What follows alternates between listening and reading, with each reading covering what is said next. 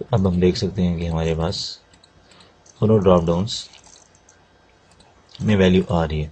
लेकिन हम अगर ये देखें कि जब मैं कंट्री को ईरान करता हूँ सिलेक्ट और उसके बाद पाकिस्तान करता हूँ तो यहाँ पे वैल्यू चेंज नहीं हो रही। उसकी रीज़न ये है कि कंट्रीज़ के ड्रॉप डाउन की एक प्रॉपर्टी जिसको हम ऑटो पोस्ट बैक कहते हैं, ऑटो पोस्ट बैक प्रॉपर्टी, वो प्रॉपर्टी फ़िलहाल फॉल्स हुई है। उसके लिए मुझे इस प्रॉपर्टी को ट्रू करना पड़ेगा। अब जब ये प्रॉपर्टी ट्रू हो गई है और दोबारा इस वेबसाइट को मैं प्ले करके देखूँगा,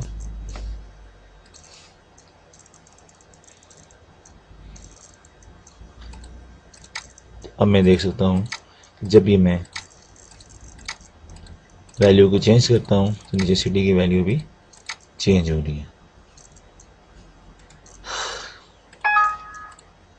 तीसरा मसला ये है कि जब ये पेज फर्स्ट टाइम लोड होता है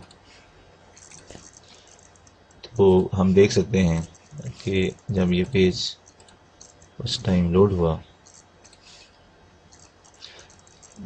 तो इस केस में बाय डिफ़ॉल्ट ईरान सेलेक्ट हुआ है। तो हम नहीं चाहते कि बाय डिफ़ॉल्ट कोई वैल्यू सेलेक्ट हुई हो अनटिल अनलेस की यूज़र कोई वैल्यू सेलेक्ट ना करे। उसके लिए हमें क्या करना चाहिए, क्योंकि ये तो डेटाबेस से वैल्यू आ रही है तो अब इसका क्या इलाज होना चाहिए। तो इसके लिए कोई इतनी परेशानी की बात नहीं है। जब हमने इसको क्लिक किया सोर्स को, उसके बाद हम ड्रॉप डाउन को क्लिक किया, उसके बाद हम जाएंगे सोर्स में, और सोर्स में जाने के बाद हम इस ड्रॉप डाउन के क्लोजिंग टैग से पहले एक लिस्ट आइटम ऐड कर देंगे। इसकी की वैल्यू हम कुछ भी नहीं रखेंगे, ब्लैंक, और जिसकी वैल्यू आप बेशक पीए के रख लें, और लेकिन जो आपको ऑप्शन नजर आ रही है वो सेलेक्ट कंट्री। अब आप जब इसको चलाएंगे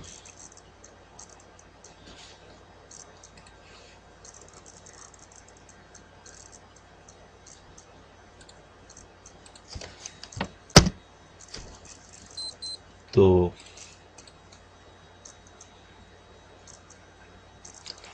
हम देख सकते हैं कि हमारे पास ये वैल्यू फिलहाल अपडेट नहीं हुई।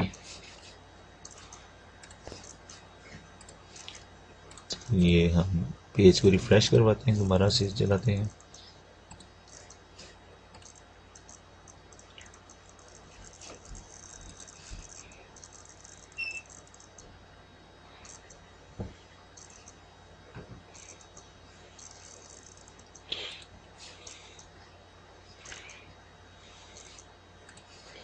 Debug start without debugging।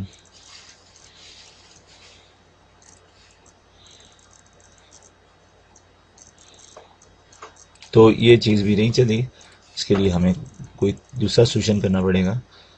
तो वो सोल्यूशन हम अपनी इस सेलेक्ट इक्विटी को मॉडिफाई करवा के कर सकते हैं। Select country ID, country name,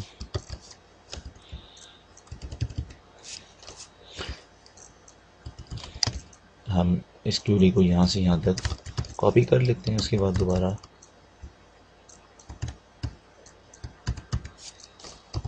as country ID as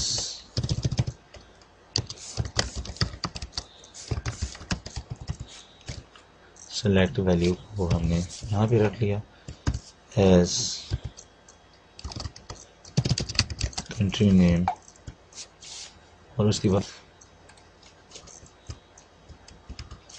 हमने बीच में यूनियन यूज कर लिया। तो अब तो डेटाबेस की क्वेरी को हमने थोड़ा सा मॉडिफाई कर लिया।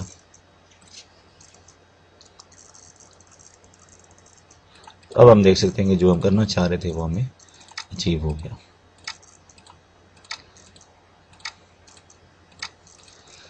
इस तरीके से हमने ड्रॉप डाउन्स की वैल्यूज़ को डायनामिकली डेटाबेस से लोड करवाया और उनकी वैल्यूज़ को हमने रन टाइम पे अपनी मर्जी से चेंज करवा लिया। नेक्स्ट पार्ट में हम डिफरेंट क्यूरीज लिखेंगे जिनकी मदद से ये वैल्यू डेटाबेसेस में जाके सेव होगी या डेटाबेस से वैल्यू रिट्रीव होके हमारे फॉर्म के ऊपर डिस्प्ले होगी।